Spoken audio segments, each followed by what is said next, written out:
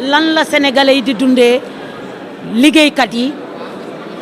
balaa ñoo wax toujours dañoo war a xam li ñuy wax ndax réew mi ñun ñoo ko moom benn doomu aadama du tax nu jël Sénégal def ko upside down est-ce que Sénégal xool nañu li ñuy dund actuellement nii yéen ñëpp laay waxal lii réew mi bu daanoo dem kaawo ñun ñëpp a dem kaawo ah ñun ñëpp la muy citoyen yi bu juddoo Sénégal di citoyen du Sénégal bu Sénégal demee down du président Macky Sall mooy dem down yàlla teral na ko ñun ñooy yóotu lu nu am ñun ñooy yóotu lu nu bëgg pour suñu réew mi nañ leen bàyyi xel Sénégal bullshit moo nekk fii nonsense moo nekk ensemble dañoo bëgg nag réew mi ñu bàyyi xel ci sunu réew mi arrêté politique beeg ruube gi dañuy taar réew mi dañuy bloqué tey circulation bi waxuñu benn dëgg ñoom fi président Macky Sall di génn duñ ko mës a xam sénégalais dañuy rythme mënunoo rythme nu kenn man li ma fanaanoo yow mënoo am xam-xam ba xam ko mënoo sànni say pertaaw ba xam man li ma fanaanoo li ñuy coow lépp keroog ba ñu Macky Sall woowee ñun ñoo ko njëkk ni noow mu ne bàyyi naa sénégalais yi dañu xam li ñuy wax dafay dem 3e mandat mu génn na defuma ko dafay tas ensemble bi tasul dara la tasul liñ doon xaar na gis nga fii ku fi bindoo ni tama ñu tëggee la ñaari bu mba dagg say waaye dañ lay daggati laa wax lan moo xew Sénégal yéen nag da ngeen cee am cër lii ngeen di def nii ci jaamu yàlla la bokk su ma waxee loo xam ne safaan la mu wóor leen ni bu génnee dina am ñu mu naqari da ngeen war a dagg parti boobu nit matut mais bu fekkee ni dama wax loo xam ni tey ji waxee naa ko sama xol mu xam ne bu génnee dina naqari doomu aadama yi ngeen génnee ko yéen a ngi taar réew mi bokk ngeen ci réew mi da ngeen fi am doom da ngeen fi ami sët li xew taxaw leen ci yéen journalistes yi pétrole la ñu am pétrole li koy taal lan la almet war ngeen ko bañ yéen ñëpp di siisu comme ni may siisoo du dama ànd ak président Macky Sall damay bàyyi président Macky Sall def loo xamante ni arrangé wul réew mi man du ma doxee noonu Amérique laay dund United States of America mën naa sama bopp suñu tasoon ensemble tey jii noo ma frege ñente damay dellu dawal sama taxi lét jaay di yor xaalis bu ma dul yor ci ensemble bi kon boog lii may wax njëriñu Sénégal yëpp la dama leen di dénk benn kàddu bépp journaliste bu nekk Sénégal nii bu nit waxatee safaan kade daawut loolu la américain di wax daggal loolu parce que nag jàmm la ñu am boo lu ko rawoon Afrique xool Libéria xool Congo ñoo leen tane boo génnee dem Gambie gi rek xam ni Sénégal baax na li ñuy dugal sunu bopp bii nekkul ci sunu bopp suñ ne Sénégal dañoo xiif ma ne waxu leen benn dëgg bu ñu yeewoo bu ñu amee sombi dañ koy teg naan nee nañu bés bu ñu toogee président day tolloo yàlla tollalewut am na ku ma ëppale am na man ku ma ëppale man ñii ngeen di liggéeyal ñu yor seen site yi ñaan ngeen yàlla bu ëllëgee ngeen am seen yëfi bopp bu leen kenn dugal bokk ngeen ci ñu téye réew mi bokk ngeen ci ñu téye réew mi yéen fu mu nekk Sénégal Macky Sall ngeen doon wax 3e mandat mais jeex na nee na defatul xanaa kon réew mi war na mën a dal xanaa réew mi war na mën a am jàmm te nee naa da ngeen ci am wàll yéen ñii ñëpp nag dama leen a bëgg a wutal audience ci président Macky Sall ñu toog ñu wax ak moom journalistes yi ci dëkk bi yëpp influenceurs yëpp ñoom la taajagul ñu wax lan mooy seen xalaat ci réew mi ñu juddoo doon citizen maa ngi nuyu ñëpp di leen ñaanal jàmm salut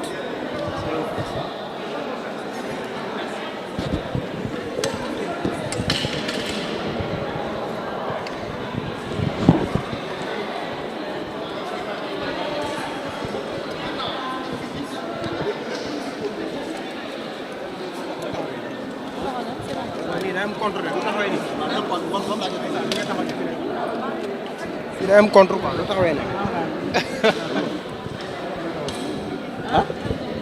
non contre jour bi contre jour bi quoi la ñuy dem waaw li demee nii non nii baax na booy non taxaw nii ni baax na comprendre leen te député yee lay bañ a waaw.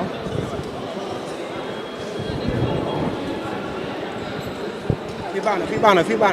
taxaw leen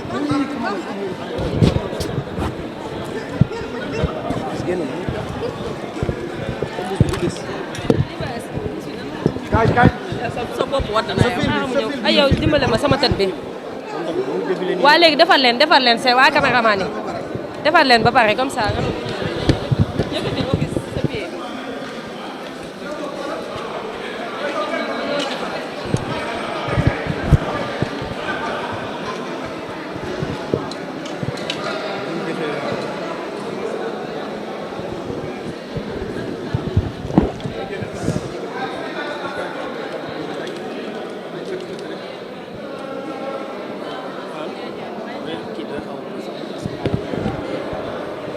journaliste lu comédien lu comédie sérieux la te dañu war dem ci àdduna tere boo amee son maa tax nga am son ndax sa micro yëpp sa kii yëpp maa la ko teel c'est normal wane da nga c'est normal parce que yaa choisi am na yeneen journaliste Je ne suis pas tenu de répondre à toutes les questions. Je préfère entendre les questions d'abord et après, maintenant, je répondrai. D'accord? Oui, mais dommage. On se comprend? oui Voilà. C'est vous qui étiez venu me voir en me disant, vous voulez me prendre mon... Alors, je vous écoute. alors si vous pouvez revenir sur ce qui s'est passé aujourd'hui à l'Assemblée Parlez un peu fort parce que il y a beaucoup de bruit. d'accord quelle lecture faites-vous par rapport à l'ouverture de section extraordinaire Alors, dans un premier temps, je voudrais dire qu'en démocratie, dans une république, ce qui s'est passé aujourd'hui est tout à fait normal. La Constitution qui organise notre vie en République permet au président de la République, quand les circonstances et les conditions l'exigent, après la clôture de la session ordinaire unique, de saisir l'Assemblée au fin de provoquer une session extraordinaire. 1. 2. Quand, dans les raisons qui l'ont amené à provoquer une session extraordinaire, le président estime qu'il faut examiner les questions en procédure d'urgence, c'est de droit. Alors, dans ces conditions-là, lorsque l'Assemblée est convoquée, après avoir constaté que le quorum pour que le Parlement délibère est atteint, on déclare la session extraordinaire ouverte. Et cette fois-ci, c'est la première de l'année 2023. Et l'Assemblée nationale, le Parlement, la plénière a été informée des questions qui sont à l'origine de cette session extraordinaire. C'est ce qu'a fait le président de l'Assemblée nationale. Et comme il nous a indiqué que nous allons travailler dans le cadre de la procédure d'urgence, il a annoncé la tenue de la réunion du bureau, suivie immédiatement de la conférence des présidents, pour élaborer le calendrier de travail du Parlement. Donc, nous restons à la disposition de l'Assemblée en tant qu'élus et nous allons travailler en commission technique avant de revenir en plénière pour prolonger ou rendre public le contenu des débats qu'on a eus. À la suspension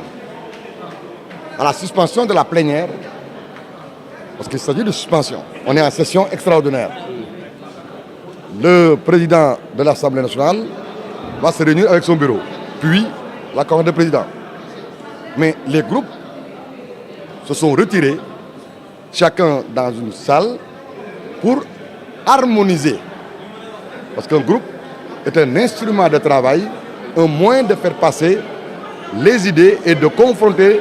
les opinions avant d'aller en commission technique ou en plénière. Pour notre part, il est heureux que le président du groupe nous ait fait savoir qu'après l'audience que le groupe parlementaire a eue avec son Excellence, Monsieur le Président de la République, leader de notre sensibilité politique, de notre coalition, Benno Bokk Yakaar, les lignes ont bougé. Les lignes ont bougé parce que le président a entendu ses parlementaires, il a aussi entendu le reste du Sénégal. Vous savez, un président de la République est destinataire de renseignements, d'informations, de données que nul autre Sénégalais n'a. le président de notre coalition, chef de l'État, a pensé qu'il était plus serein, plus conforme à la volonté populaire de retirer purement et simplement la loi portant révision de la Constitution. Macky Sall, en le faisant, reste un président citoyen, un président qui écoute, mais un président humble. Parce que simplement, en le faisant, il reste un grand monsieur. Parce que la problématique de la dissolution et les interprétations qui en ont été faites et les agitations politico-médiatiques qu'on a vues et sur les intentions infondées qu'on lui prête, lui recommandent de rester au-dessus de tout soupçon. Je voudrais, en tant que parlementaire et en tant que socialiste, l'en remercier, m'en réjouir, parce que c'est une belle leçon d'humilité que le président a encore donnée aux parlementaires et aux hommes politiques qui se posent des questions, qu'il s'agisse des Sénégalais ou d'hommes politiques de l'étranger. Je vous remercie. Un moment, ma wàññi ñàkk wi damaa bëgg bu ma xale yi waaye off de daa bëgg bu ma demee naan xoolee bëgg xale yi laay wax kaw xale yi xam nga ah mooy sama xale moom nen na tuuti laa koy wooyee bu ne ma papa ma ne ko nen na tuuti alors mes chers amis waaw allez-y madame qu'est-ce que vous vouliez dire? Je vous entends pas bien. Alors, je vais vous dire, non, je ne reviens sur aucun article, j'ai là les dossiers. Je préfère l'évoquer en commission, souverainement. Le député est l'incarnation de la souveraineté populaire. Et comme j'appartiens à un groupe, je n'ai pas à donner un point de vue avant qu'on ne se réunisse dans les médias. Cela pourrait prêter équivoque. Voilà. Pour l'instant, je ne peux parler que de ce qui s'est fait. waaw dama ne alhamdulilah rabbil aalamiin tey li xew fii dafa méngoo ak li war a xew ci république ci démocratie dañu wax ne bu pencum ndaw réew mi liggéeyee ci session unique ordinaire bi am lu xew am lu soxal ñeel réew mi njiitu réew mi président de la République am na sañ-sañu sàkku ci assemblée penc mi ñu dajewaat waxtaan. bu ko sàkkoon nag boole te ne dafa jàmp dafay nekk de droit day nekk lu tënk pencum ndaw réew mi ndax xam nga fi askan wi yëpp falee téeméer ak juróom-benn fukk ak nangami député askan woowu moo fal benn nit kon bu ñu teg ci balance moom président ak pencum ndaw réew mi dañuy rëng day am équilibre loolu mooy li waral président bu sàkkoo ci turu askan wi moom kenn. ñun député yi ñun mbooloo lim sàkku moom kenn daf ñuy yóbbu ci ñu jàmpal waxtaanee mbir réew mi bi ñu ñëwee daje nag ni muy amee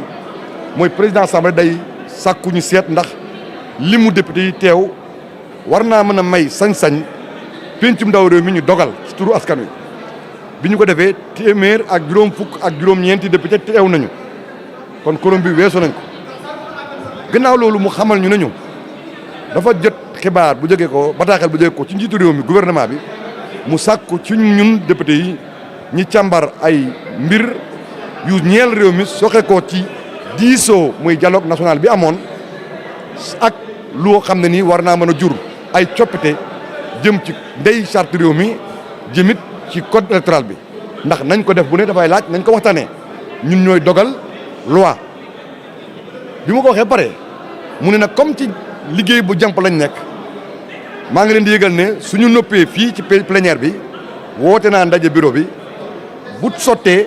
dañ cee toftal conférence des présidents pour tëral anam ak waxtu bi ñuy liggéeyee muy conférence des présidents suñ jógee ci loolu nag dañuy dem ci commission technique ci fi toogal gouvernement bi teew penc mi membre commission bi yëpp teew ñu càmbar loi par loi article par article ak coppite bu ñu bëgg bi ñu bëree nag bi ñu dakkalee plénière bi pour jublu ci loolu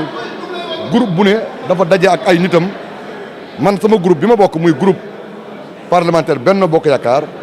gannaaw boo xam ne daje woon nañ fan yii ci gannaaw ak njiitu réew mi suñu njiit coalition doon waxtaane lii ak lu ko sabab ak lu ko undu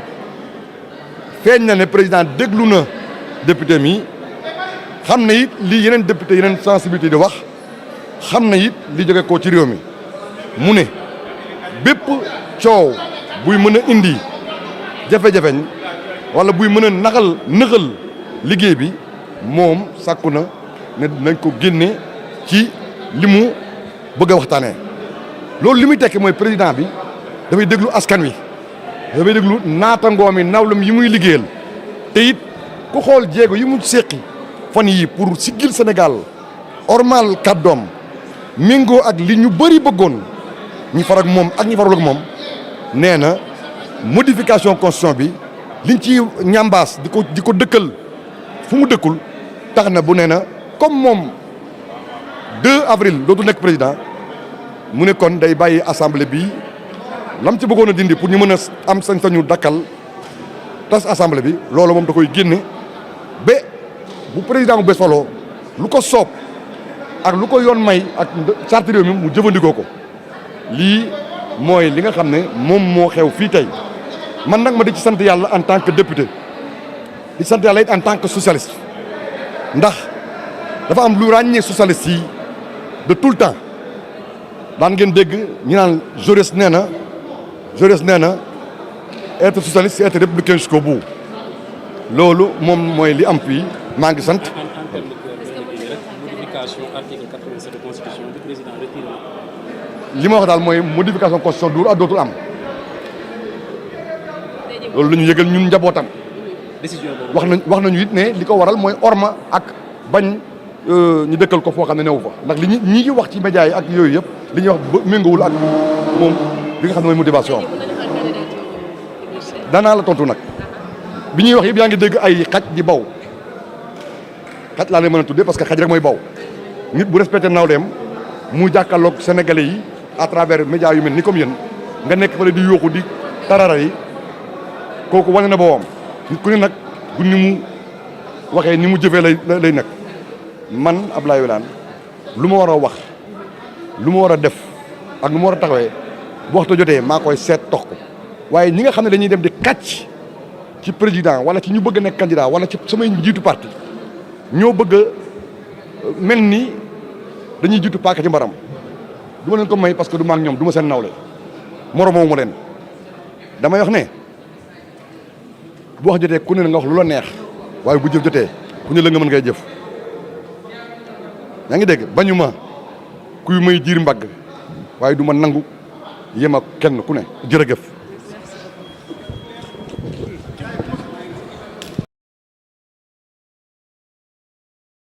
بسم الله الرحمن الرحيم ألف لام